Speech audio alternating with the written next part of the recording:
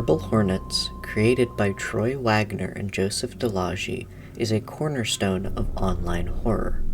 It ran from 2009 to 2014 on YouTube and was the series that allowed Slender Man to be catapulted into cultural popularity. It defined the genre and paved the way for dozens, if not hundreds, of other series, films, games, and ARGs. ARGs, or alternate reality games, are a form of experimental media that utilize the audience and the real world as a narrative device so that the actions of a person in the story may be influenced by the viewer. However, despite the impact the mainline series would have on the horror genre as a whole, I would like to take a closer look at a mini-series within Marble Hornets, known under the name ToTheArk. These videos are uploaded by an unknown individual from the world of Marble Hornets on a secondary channel, and a major mystery behind them is which character was the one uploading these cryptic, disjointed, and otherwise unintelligible messages.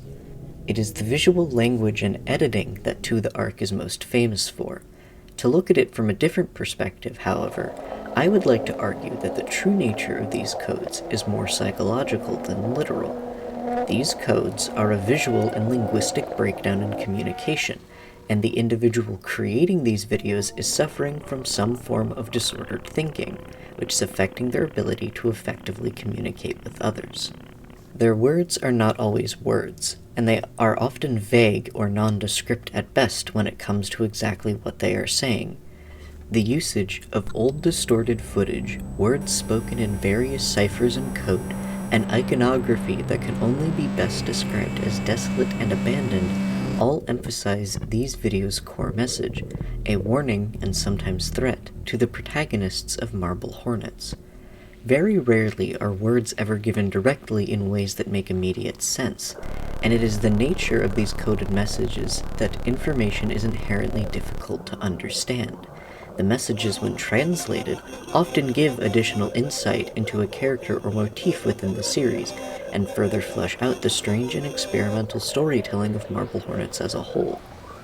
Many of the codes in these videos took fans and viewers days if not weeks to solve. The most infamous one from the final video uploaded to the ToTheArk YouTube channel, labeled only Null, has yet to be solved almost 10 years later. I believe these choices made by the creators were done to emphasize that the individual behind ToTheArk is under a very notable amount of mental distress, which is markedly affecting how they can understand both language and the nature of their own thoughts. Many of the images are distorted, fuzzy, broken, or clearly altered in some way.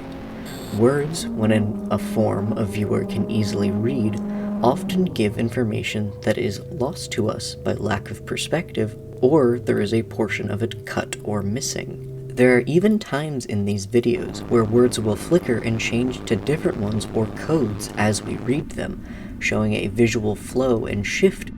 This doesn't mean that any of this information is inherently incorrect, however, as most of the warnings and cryptic hints given by this individual are in fact found to be factually true, and the ones that aren't are often a result of forces that this individual would have no knowledge of or influence over, such as decisions made by other characters from the series.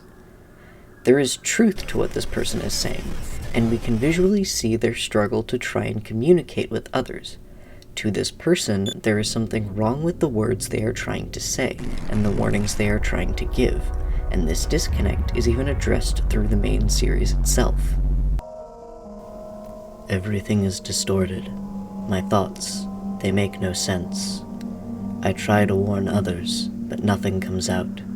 They don't understand. I fail every single time. Numbers, codes, riddles. Why is it this way? It's all I can see. This solidifies that the codes and disjointed visual language is not done for the sake of obscuring information on purpose. Rather, it is a difference in form, which can so often reflect how real-world individuals with disordered thinking have trouble communicating thoughts and ideas to their neurotypical peers. We see throughout Marble Hornets that multiple individuals who, due to their proximity to Slender Man, begin displaying other well-known signs of mental distress and neurological unrest, including things like impulsiveness, isolation, depression, paranoia, aggression, and memory loss.